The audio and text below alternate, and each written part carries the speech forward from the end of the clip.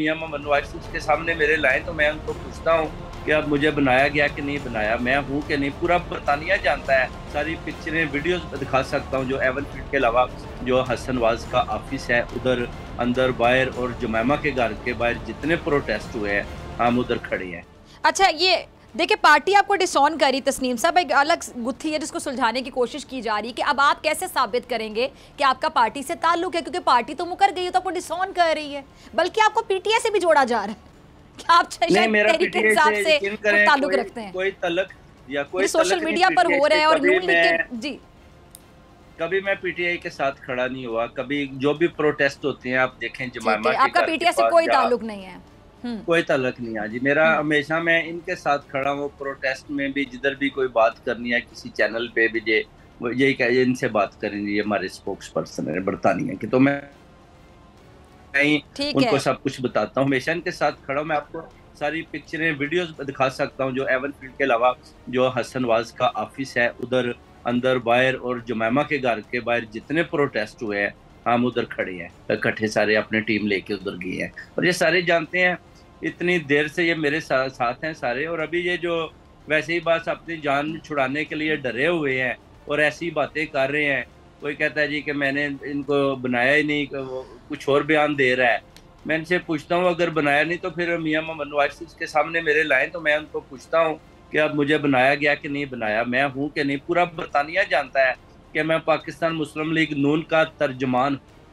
हर protest में, हर interview में मैं आपको इंटरव्यूज भेज सकता हूँ कि आप उधर देख सकते हैं कि वो मेरे आगे क्वेश्चन कर रहे हैं और मुझे मेरा क्या तारुफ करा रहे हैं। ये खुद ही मेरा भी तारुफ करवा रहे हैं कि ये हमारे स्पोक्स पर्सन बरतानिया है। अच्छा, तो पार्टी आपको तो डिसऑन कर रही है, क्यों डिसऑन कर रही है? घबरा गई आपके इंकशाफात पर, या आपको क्या लगता है कि आपको डिसऑन करने की वजह क्या है? और फिर आपको पीटीआई के साथ लिंक कर देना कि आपका तहरीक इंसाफ से ताल्लुक है, जो कि आपने साफ कह दिया कि आपका नहीं है ताल्लुक। इसकी वजह क्या नजर आती है आपको?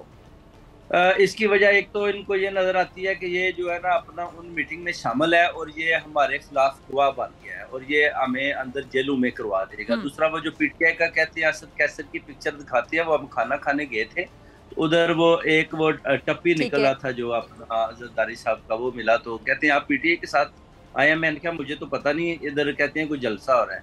अंदर गए, कैसर बैठा था, हमने अपना पता रेस्टोरेंट में आप भी जाते हैं तो डिफरेंट पार्टीज, जैसे अब्दुल अली शेर गया था तो उसकी लड़ाई होगी और पार्टी के लोग भी बैठे होते हैं। उधर ही 1 मिनट उससे बात हुई तो उसने बोला जी कि आप कहाँ से हैं, हमने बताया कि हम गुजरात से हैं। उसके बाद खाना खा के हम आ जाए, उधर शायद एक पिक्चर थी तो जुल्फी बुखारी के जो वालिद हैं वो हमारे अंजुमन सदात के लिए ना, यानी जो हमारा प्लेटफार्म है उधर वो काफ़ी आते हैं और इस वजह से जुल्फी बुखारी के साथ भी थोड़े से एज ए सैयद ब्रदर अच्छे तल्कात थे। तो एक दफा वो आए थे द रॉयल ऑफ नवाब, वो मेरे घर के नजदीक है तो मुझे उन्होंने इनवाइट किया तो मैं चला गया था। वो पिक्चर थी। उसके बाद ना तो कभी जुल्फी बुखारी से बात हुई है तो ना ही कभी किसी और से हुई है, तो ना ही असद कैसर मुझे जानता है, तो नाम पता है जी। ठीक है, झूठ बोलते हैं जी। ठीक है, आपकी दोबारा कभी आप कह रहे हैं जुल्फी बुखारी साहब से कोई मुलाकात नहीं हुई और आपका नहीं, कभी भी नहीं आई, ठीक है, आपने क्लियरली अपना मौक़िफ़ दे दिया।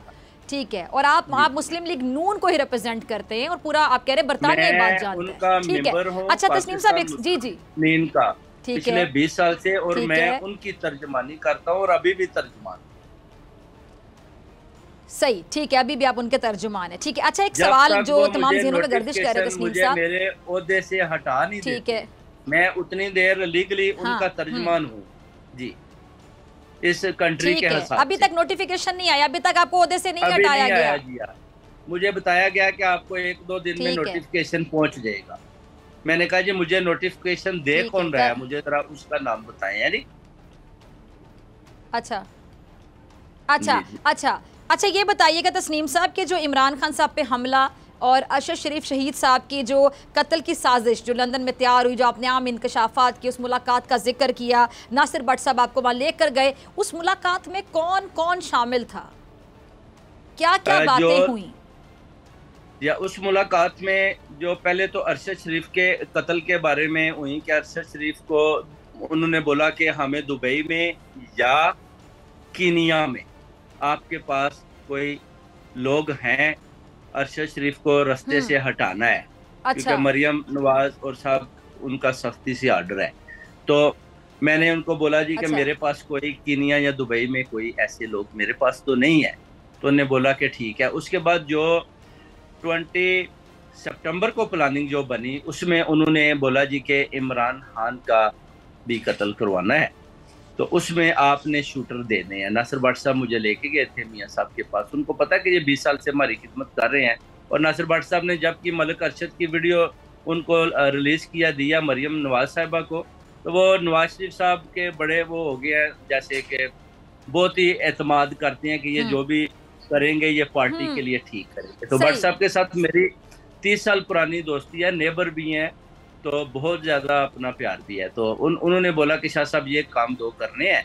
तो मैंने कहा ये तो व्हाट्सएप क्रिमिनल एक्टिविटीज़ हो जाएंगी, पार्टी किस तरफ जा रही है। उन्होंने बोला बस शाह साहब आप खामोश हो जाएं, हमें पार्टी के लिए कुर्बानी देनी होती है तो हम कुछ ना कुछ करेंगे। तो वो मुझे लेकर गए थे मियाँ साहब के साथ। मेरी जो है फिर दूसरी जो 29 अक्टूबर को जो अपना मीटिंग हुई उसमें उन्होंने बोला कि शूटर्स चाहिए हमें और वजीराबाद में हमने बिठाने हैं, क्योंकि उस वक्त 28 को लॉन्ग मार्च शुरू हो चुका है तो गुजरात की तरफ बढ़ रहा है। तो ये सारी बातें हो रही थी और यही हुई।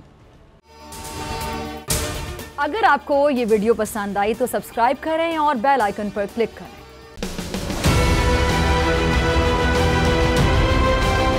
मैं आज बोल्ड टीवी वाले शोएब शेख को, उन्होंने उसकी जिंदगी को खतरा हो गया।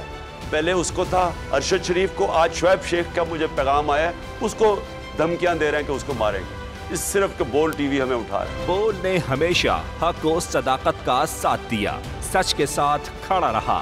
हम हैं मिसाल अब्र, मगर इस हवा से हम डर कर सिमट ही जाएंगे, ऐसे भी हमने। बड़ी मुश्किलात, बड़े बड़े चैलेंजेस, सिर्फ बोल खड़ा रहा, बोल डटा रहा। बोल को है जरूरत अवाम के दुआओं की। इजहार आसाती के लिए, पाकिस्तान के लिए, पाकिस्तानी अवाम के लिए।